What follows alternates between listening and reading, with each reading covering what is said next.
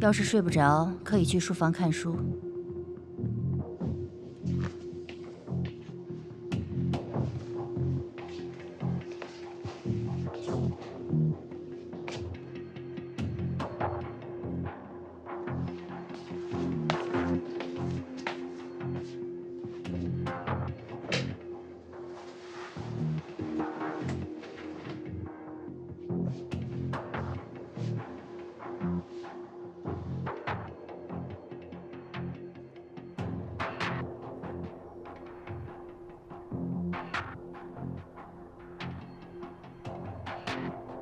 看你这身打扮，是刚跑完单回来啊？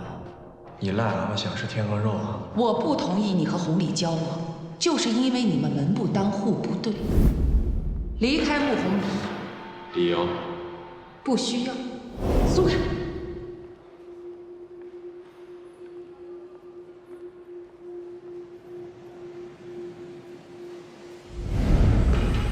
赵甲第一直以来最想证明的，就是没有赵三金，他也可以凭借自己的实力，创建一番事业，然后理直气壮地告诉赵鑫，你的人生一塌糊涂。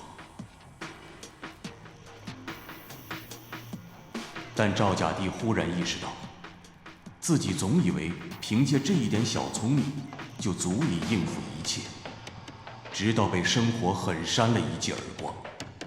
这声音未必很响，却绝对够疼。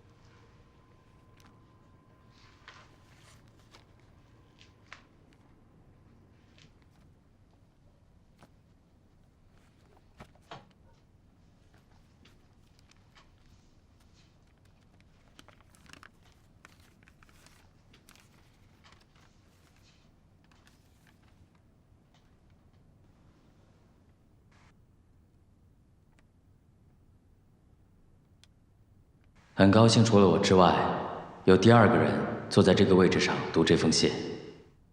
估计你所处的年代早就忘了我这么一个小人物。自我介绍一下，我叫杨清帝，68年出生在一个贫穷农村，89年终于挖到第一桶金，随后在长三角发展。那一年我26岁，心态已经像个半死不活的老人。在建德新安江第一次见到小蔡，大桥上大风大雨，他像一株小草。我见到他的第一眼，就确定他必须过得比谁都要好。我会的都教会给他，我不会的也要花钱请人教给他，没有复杂的原因。也许是因为他身上有我母亲的影子，又或许是因为他太像曾经的我。这是一种缘分，我信命。小时候，我总觉得生活亏欠我太多，总以为好人有好报，恶人有恶报是屁话，总以为剑走偏锋、歪门邪道才是出人头地的唯一出路，所以勾心斗角、尔虞我诈。对不起很多人，伤害了很多人。作为一个男人，40年间白手起家，吃过苦，低过头。30岁就赚到了11位数的钱，还遇到了一个让我很钦佩的对手，赵鑫。是他让我见识到了一个草根崛起的风范，也让我见识到一个男人的隐忍。在世人眼中，他是3次抛弃妻子的陈世美，是出卖朋友换取荣华富贵的杂碎。但在我看来，他只是为了守护他的家，也算明白了人活一世不只是为了自己而活这个道理，也算值了。这世上有太多的无奈，太多的追求，或为生计名利劳碌奔波，或为忠义爱情追逐探索，最终却化为黄土一捧。人世一遭，何须更问浮生事？只此浮生在梦中。杨清帝。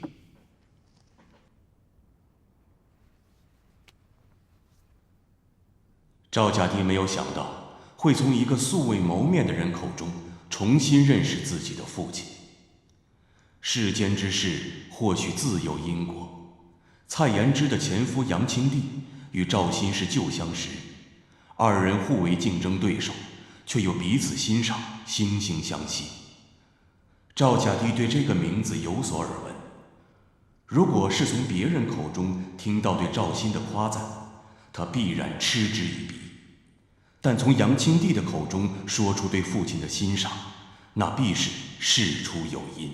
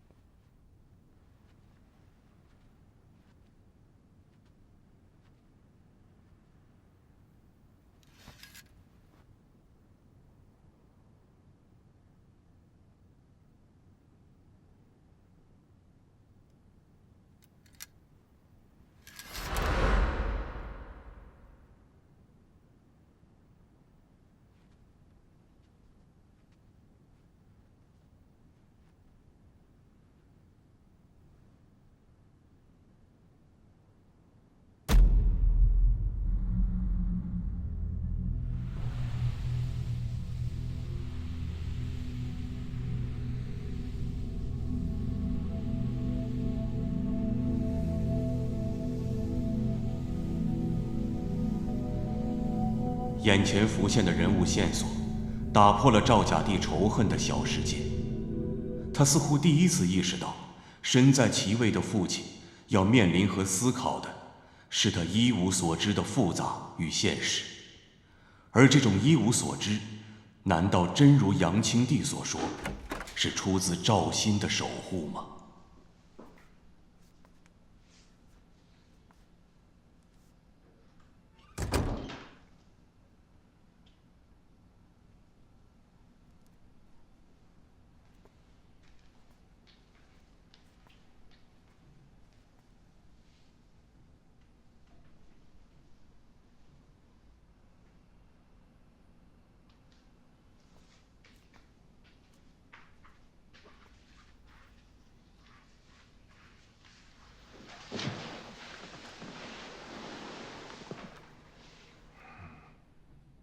你是不是故意想让我把这些记住啊？不用，你就算记住了也没有意义。爷，有酒吗？酒柜里。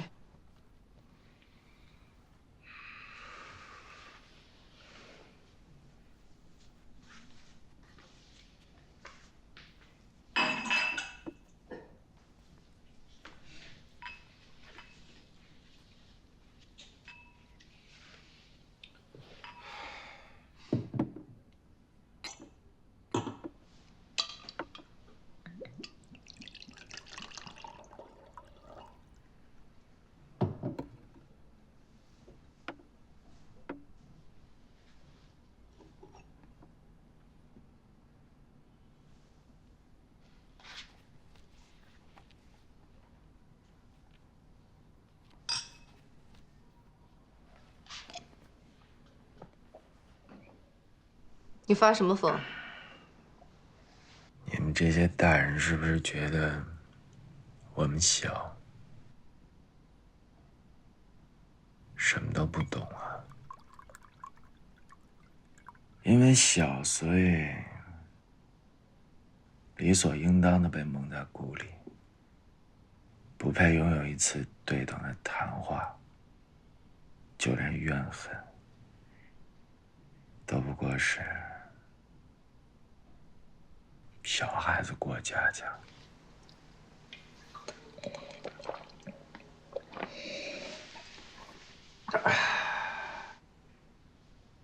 再小那也是颗心，会疼，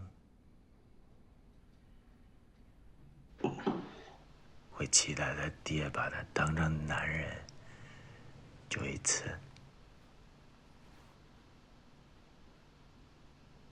你信不信我再把你撵出去？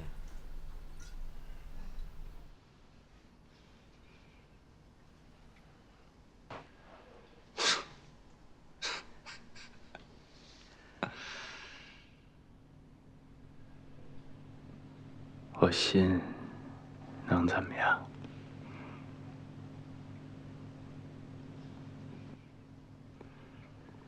不信又能怎么样啊？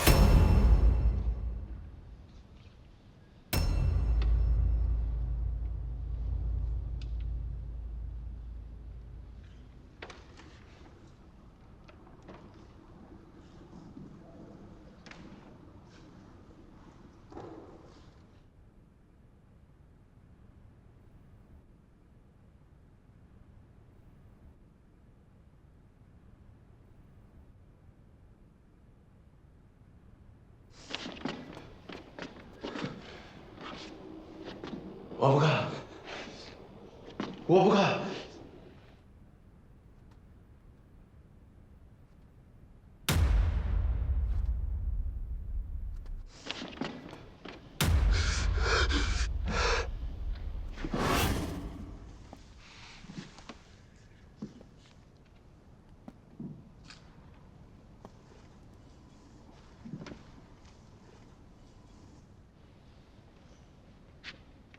很多人呐，都想知道我一个真实的想法。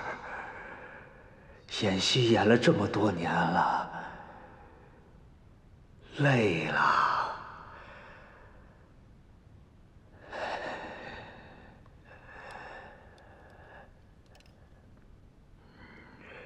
我原本呐，只想好好保护这个家。没想到有这样的区别。谁知道我们家的那臭小子，好些年都不跟我说一句话。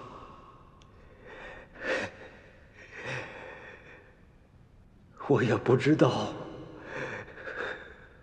这是对呀，还是错。骗子！你们都他妈是骗子！骗你的人，应该是你自己吧？你什么意思？如果你想知道，你就打开门看看。命运啊，掌握在你自己手里啊。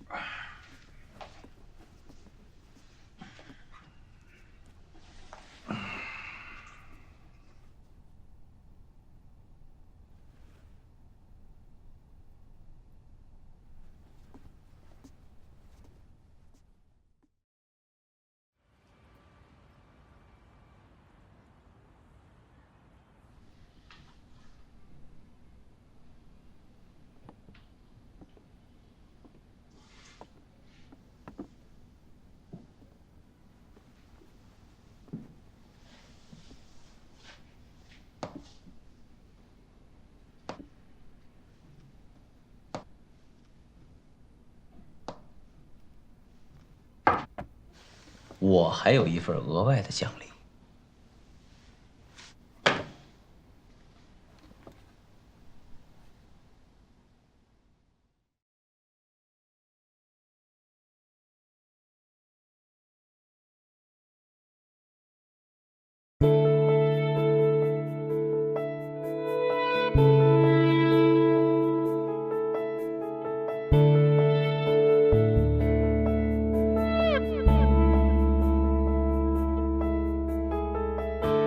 小时候，那故乡像梦一样摇摆，很多路走不出，还不是年少轻狂。我闯啊闯，跌跌撞撞，找不到亮光。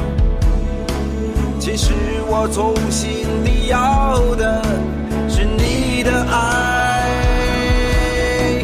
无尽。你是我的光，你是我的光，指向远方。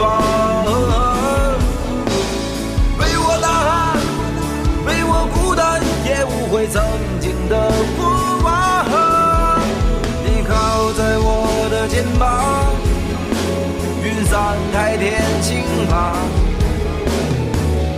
不管它银河多长，很像太阳。是我的光，永远的光伴我远航。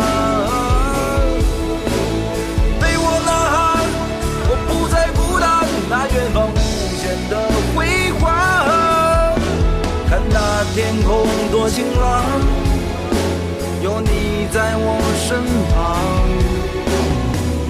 流星划过，许下愿望。